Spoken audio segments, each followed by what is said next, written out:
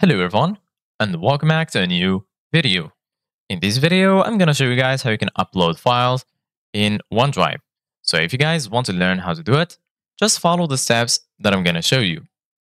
As you can see guys, I'm right now in my desktop on my computer, and this is how the homepage looks like. So basically guys, right now the first thing that you need to do guys is open File Explorer, or if you don't find it here in your desktop, just go to the Start menu and then search for File Explorer. Once you find it, go ahead and click on Open. And then here in the left, you're going to find all of the sections. Here you're going to find Home, Gallery, and right here you're going to find OneDrive. Go ahead and right-click on it. Then right here you're going to find these options. Always keep on this device, free up space, and right here you're going to find OneDrive. Go ahead and click on OneDrive. Then right here you're going to find the option to view it online. Here you're going to find settings, and right here you're going to find folder color.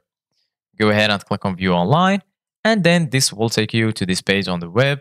So once you're here, as you can see guys, here in the left you're going to find all of the sections. Here you're going to find my files, recent, photos, shared, and right here you're going to find your recycle bin. So right now if you want to upload something to OneDrive, go ahead and click on add new. You can add a new folder. Here you're going to find files upload, folder upload, Word documents, and so on. Go ahead and click on files upload and then choose the file you want to upload. So for example, I'm going to go to the pictures and then I'm going to upload this one, for example. Once you do that, as you can see guys, right now the file is uploading. And right now, as you can see guys, the file has been uploaded. Basically guys, right here, you're going to find all of your uploaded files here in my files. As you can see guys, this is the file I just uploaded.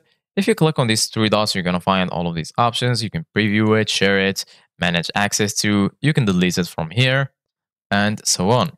So this is it guys for today's video. Thank you guys for watching. See you guys in the next video.